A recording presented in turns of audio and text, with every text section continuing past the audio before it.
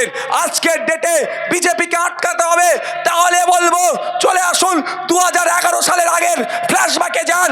তাহলে আমাদেরকে সর্বপ্রথম কাজ করতে হবে তৃণমূলকে হারানো। তৃণমূলকে হারালি বিজেপি বাংলা। 80 লাখ আদিবাসী আছে, আর সরকারের নামে সার্কাস চালানো রিংমাস্টার মমতা ব্যানার্জি, মমতা ব্যানার্জি 1.5 কোটি সার্টিফিকেট অলরেডি বিলি করে দিয়েছে। মানে বলে দুধে পানি মিশায় এরা, অন্যরা, এরা তো পানিতে দুধ মিশাচ্ছে। তার বিরুদ্ধে লড়াই আমাদের। রঙ্গনাথ মিশ্র কমিশনের সুপারিশ ছিল যদি সংখ্যালঘু মুসলমানদেরকে এগিয়ে নিয়ে যেতে হয় তাহলে তাদেরকে সংরক্ষণ দিতে হবে। সংরক্ষণ কেমন দিতে হবে? আদার ব্যাকওয়ার্ড ক্লাসের মধ্যে রেখে 10% সংখ্যালঘু মুসলমানদের দিতে হবে। মমতা ব্যানার্জি ওখানে ঘেঁটে ঘ করে দিয়েছে। তাই মমতা ব্যানার্জির আমলে পিছড়ে বর্গের কেউ সুরক্ষিত নয়, না দলিত, না আদিবাসী, না মুসলমান। তাই বলবো এখানে যারা আছেন, মাইকের আওয়াজ যাচ্ছে মিডিয়ার মাধ্যমে, দেগঙ্গার যারা ভোটার্স আছেন তারা অনেকে বিজেপিকে আপন করে নিতে চাইছেন। আমি তাদের বলবো একটু বিজেপির ব্যাকগ্রাউন্ডটা চেক করুন। যেমনভাবে এরা মুসলমানদের উপরে অত্যাচার করে, যেমনভাবে এরা ঠিক তেমনভাবে দলিত আদিবাসীর ওপরে এরাও বুল্ডোজার চালায়। এমন অনেক ঘটনা আছে, এক্সইউভি গাড়ি কিনেছে, ওভারটেক করে চলে গিয়েছে, পিছড়ে বর্গের হওয়ার জন্য গাড়ি থেকে নেবিয়ে পিটিয়ে মেরে দিয়েছে। এমনও আছে আদিবাসী হওয়ার অপরাধে উচ্চবর্ণের কলের, মন্দিরের কলের পাম্প করে সেখানে পানি পান করেছে, পিটিয়ে মেরে দিয়েছে। এই ধরনের প্রচুর উদাহরণ আছে। সে আপনি রোহিত ভেমুলা থেকে শুরু করে, চুনি কোটাল থেকে শুরু করে বিভিন্ন ক্ষেত্রে দেখা যাবে পিছড়ে বর্গের মানুষ হায়দ্রাবাদ সেন্ট্রাল ইউনিভার্সিটির মতো জায়গায় কেন পড়বে, এমন কটূক্তি করেছে, তাকে সুসাইড করতে বাধ্য করেছে এই বিজেপির আমলে, এই বিজেপিদের দ্বারায়। তাই যারা ভাবছেন তৃণমূলের অত্যাচারের হাত থেকে, তৃণমূলের চাল চুরির হাত থেকে, তৃণমূলের চাকরি চুরির হাত থেকে, তৃণমূলের রেশন চুরির হাত থেকে, তৃণমূলের কাটমানির হাত থেকে বাঁচার জন্য বিজেপিকে সমর্থন করব, বিজেপির হাত ধরবো, তাদের এতটুকু বলবো এই দেগঙ্গাতে বিজেপিকে ভোট দেওয়া মানে বকলমে কিন্তু তৃণমূলকেই ভোট দেওয়া হচ্ছে। যদি মনে করেন দেগঙ্গা থেকে চিরতরের জন্য এই দুর্নীতি, হিংসা, অনাচার বন্ধ করতে হবে, অন্য কোনো জায়গায় হাত দিয়ে লাভ হবে না। আসুন 29 এপ্রিল খাম চিহ্নিত ভোট দিয়ে তৃণমূলকে চিরতরের জন্য দেগঙ্গা থেকে বিদায় দিন। আর যারা ভাবছেন বিজেপি চলে আসবে, বিজেপি চলে আসবে, এই ভয়ে তৃণমূলকে ভোট দিচ্ছেন, আমি এতটুকুই কথা আপনাদের বলবো, 2021 আপনারা বুঝে গিয়েছেন যে বিজেপি আর তৃণমূল আলাদা নয়। 2021 থেকে আজকে 2026 এই 5 বছরে আমরা বুঝে গিয়েছি যে তৃণমূল আর বিজেপি একে অপরের পরিপূরক। আর যারা মনে করছেন আইএসএফকে দিয়ে, বামপন্থীদেরকে দিয়ে বিজেপিকে আটকানো যাবে না, তাদের একটা ইতিহাস আমি মনে করিয়ে দিতে চাই।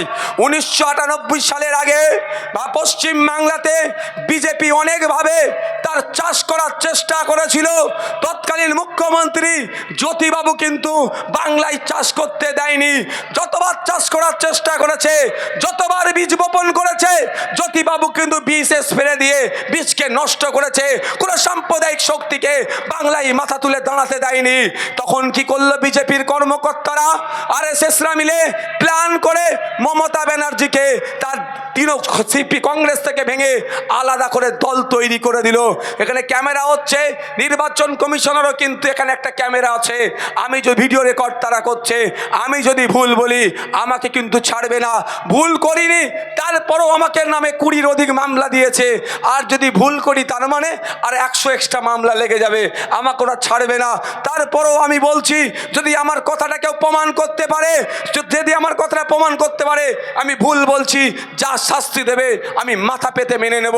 1998 সালে বিজেপি দায়িত্ব নিয়ে তৃণমূল কংগ্রেসকে জন্ম দিল এবং তৃণমূল কংগ্রেস বিজেপির জন্য অনুকূল পরিবেশ তৈরি যাতে করতে পারে তাদের জন্য আস্তে আস্তে রাস্তা তৈরি করলো। 2011 সালের আগে আপনারাই বুকে হাত দিয়ে বলুন, পশ্চিম বাংলায় বিজেপি বলে কিছু ছিল ভাই? একটু বলবেন বিজেপি বলে কিছু ছিল? বিজেপি আমরা কবে থেকে দেখতে পেলাম? 2011-র পর থেকে যেই বামপন্থীদেরকে প্ল্যানিং করে পরাজয় ঘটানো হলো, যেই তৃণমূল কংগ্রেস শাসন কার্য হাতে নিল, তারপর থেকেই দেখবেন বিজেপি আস্তে আস্তে বাড়তে লাগলো। দেখুন, আপনারা যদি মনে করেন আজকের ডেটে বিজেপিকে আটকাতে হবে, তাহলে বলবো চলে আসুন 2011 সালের আগের ফ্ল্যাশব্যাকে যান। তাহলে আমাদেরকে সর্বপ্রথম কাজ করতে হবে তৃণমূলকে হারানো। তৃণমূলকে হারালি বিজেপি বাংলা থেকে ফিনিশ হয়ে যাবে। কিন্তু ভাই, তৃণমূলকে হারিয়ে জিতাবেন কাকে? যেখানে খাম চিহ্ন আছে, খাম চিহ্নকে জিতাতে হবে। যেখানে সিংহ চিহ্ন আছে, অ্যালায়েন্স করে সিংহ চিহ্নকে জিতাতে হবে। যেখানে কাস্তে হাতুড়ি তারা চিহ্ন আইএসএফের সাথে অ্যালায়েন্স করেছে, সেখানে তার কাস্তে হাতুড়ি তারা চিহ্নকে জিতাতে হবে। যেখানে কাস্তের ওপরে ধানের শীষ আছে, সেখানে তাদেরকে জেতাতে হবে। এবং লিবারেশনও আর 9টা জায়গায় এমএল 9টা জায়গাতে প্রার্থী দিয়েছে আমাদের অ্যালায়েন্সের মধ্যে, তাদেরকেও সেখানে জিতাতে হবে। অর্থাৎ 294টাই আমার লড়াই, 294টাই বামেদের লড়াই, 294টাই এমএলদের লিবারেশনের এমএলএর লড়াই। এটা মাথায় নিয়ে আমাদেরকেও লড়তে হবে। তাহলে দেখবেন এই দিন আমরা ফিরে পাবো। আপনারা বলুন একটা কথা, এই যে মাঠের আছে, এই মাঠে দেখবেন ঘাস জন্মেছে, তাই তো? কেন ঘাসটা জন্মেছে? পানি এসেছে বলেই তো। যদি না এই মাঠে পানি আসতো, ঘাস জন্মাতো? আর ঘাস জন্মালেই দেখবেন গরু ছাগলের অত্যাচার হবে, তাই না? ঠান্ডা মাথায় বুঝবেন আমি কি বলছি। গরু ছাগলের অত্যাচার হবে। অত্যাচারের হাত থেকে বন্ধ রাখার জন্য দেখবেন মাঠটা ঘেরা আছে। আমি ধন্যবাদ জানাবো কদমগাছির মিলন সংঘের কর্মকর্তাদের, আমাদেরকে এই মাঠটা দিয়ে তিনারা সহযোগিতা করেছেন। তাহলে কি এনারা ঘিরে রেখেছে যাতে গরু ছাগলের অত্যাচার না হয়। এবার হচ্ছে বলে না, বেড়াতেই ছাগল নাকি আর খেয়ে নেয় কথা আছে, একটা কথা আছে, আমি ভুলে যাচ্ছি। যাক, হ্যাঁ, বেড়াতেই কাকুর খায়। তো আপনি এখানে বিজেপির হাত থেকে নিজেকে সুরক্ষিত করার জন্য মমতা ব্যানার্জির বেড়াটা দিলেন। মমতা ব্যানার্জি যদি নিজেই বিজেপি হয়ে বসে থাকে, আপনি সুরক্ষিত কিভাবে থাকবেন? কি বলছি বুঝতে পারছেন? তাহলে অতটাও আমার ডিপে যাওয়ার দরকার নাই। যদি না এখানে পানি এসে পৌঁছায়, ঘাসের জন্ম হবে না। যদি এখানে তৃণমূলের হচ্ছে সাপ্লাই লাইন, তৃণমূলটা হচ্ছে পানি আসার লাইন, আর বিজেপিটা এই পানি আসার পরে ঘাস জন্মানোর পরে এই বিজেপি আসে এখানে। তাই আমরা যদি দায়িত্ব নিয়ে সাপ্লায়ার লাইনটাকে কাটতে পারি, ঘাস জন্মাবে না, আর ঘাস না থাকলে গরু ছাগলও আসবে না। মাথায় থাকবে আপনাদের? মাথায় থাকবে তো নাকি? আর এটুকু বলে যায়, যদি বাংলার মানুষ আমাদেরকে আগামী দিনের সরকারে বসায়, 3 থেকে 4টে কথা আমি আপনাদের বলে যাই। প্রথম কথা হচ্ছে, আমরা এই 1,500-এ বিশ্বাসী নয়। আমরা মিনিমাম 15 থেকে 22,000 টাকার কাজ যাতে পাই, তার ব্যবস্থা আমরা করে দেব। আমরা সরকারি কর্মচারীদের কেন্দ্রীয় সমাহারের ডিএর ব্যবস্থা করব। আমাদেরকে যদি বাংলার মানুষ এই সরকারের মসনাদে বসায়। 3 নম্বর কথা যেটা হচ্ছে, আপনার 1 ফ্যামিলি 1 জবের ব্যবস্থা আমরা করব। আপনাদেরকে 1,500 টাকা দিচ্ছে। 1 কোটি অ্যাপ্লিকেশান হয়েছে, তার মধ্যে মনে হয় 10,000 মানুষ এখন পেয়েছে। বাকি 9 কোটি, এই 99,90,000 এখনও কোনো গল্প নাই, ও হবেও না। ঠিক ডবল চাকরির যেমন গল্প শুনিয়েছে, তো এটাও গল্প হয়ে গেল। কিন্তু আপনারা বলুন, 1,500 টাকা মানে পার ডে 50 টাকা। বউ আছে, স্ত্রী আছে, পিতা আছে, মাতা আছে, একটা সন্তান যদি আছে বা নাই, তাই তো আমাদের এই লাইফটা এখন যারা আছে, বাস স্ত্রী নাই, পিতা মাতা আছে, ভাই বোন আছে। এবার বলুন, পরিবার পরিকল্পনার আপনাদের চিন্তা আছে না নাই? আছে না নাই বলুন? না সব সারা জীবন কাটিয়ে দেবে? আছে তো। তাই 50 টাকা কী হবে? 50 আপনি থাকবেন, এই 1,500 আপনার চাই না? মাস গেলে কম করে 15,000 টাকার একটা কম করে চাকরির ব্যবস্থা কোনটা আপনারা চান বলুন? আর ওইটাও আমরা ছেড়ে দিচ্ছি, 1 ফ্যামিলি 1 জব, পরিবার পিছু একজনের আমরা সরকারি চাকরির ব্যবস্থা করব। চাকরির ব্যবস্থা করব। 3 নম্বর যেটা বলছি, সে প্রস্তাবটা শুনে রাখুন। আজকে দেগঙ্গার মানুষকেও ছুটে কোথায় যেতে হয়? কলকাতার পিজিতে, চিত্তরঞ্জনে, এনআরএসে যেতে হয় ট্রিটমেন্ট করতে। দেগঙ্গার কদম্বগাছির একজন কৃষক বা একজন ভ্যান চালক কলকাতায় যদি ট্রিটমেন্ট করতে যায়, যাতায়াতের কম করে খরচ পড়বে খাওয়া দাওয়া নিয়ে 200 টাকা, আর একটা রোজ তার গেল 300-500 টাকা লস। কিন্তু সেখানে গিয়ে বেড না পেয়ে হন্য হয়ে ঘুরতে হয়। আর আপনাদের বলছি, আমরা অলরেডি যেই জেলায় সুপার স্পেশালিটি বা মেডিকেল কলেজগুলো আছে সেইগুলোকে আমরা কলকাতা পিজি, এনআরএস, আরজি করের মতো উন্নত মানের বানিয়ে দেবো। জেলার মানুষ জেলায় ট্রিটমেন্ট নেবে, কলকাতামুখী হতে হবে না। হয়তো এটাতে শহুরে বাবুদের একটু রাগ হতে পারে, কিন্তু এটুকু মনে রাখবেন, গ্রাম দিয়েই কিন্তু শহরকে ঘেরা হয়, তারা মাথায় যেন রাখে। দ্বিতীয় কথা বলি, মালদা, মুর্শিদাবাদ, দিনাজপুর, ঝাড়গ্রাম, বাঁকুড়া, পুরুলিয়া এলাকার মানুষ যদি, রাজ্যের মানুষ যদি আমাদেরকে দায়িত্ব দেয়, আমি আপনাদের কথা দিয়ে যাচ্ছি, 5 বছর একটা সরকার থাকে, প্রতি বছরে একটা করে পিজি হসপিটাল এক একটা পিছিয়ে পড়ার জেলাতে আমরা তৈরি করে দেবো। সেই জেলার টোটাল মানুষকে আর কলকাতায় যেতে লাগবে না। সম্ভব ভাই। গত বছরে 22,000, এবছরে মনে হচ্ছে 22,000 কোটি টাকার হেলথ বাজেট, বুঝতে পেরেছেন? 22,000 কোটি টাকা। 10 টাকার নোট যদি এখানে দিয়ে দেওয়া হয়, গুনে শেষ করতে পারা যাবে না। কম টাকা যাচ্ছে কোথায়?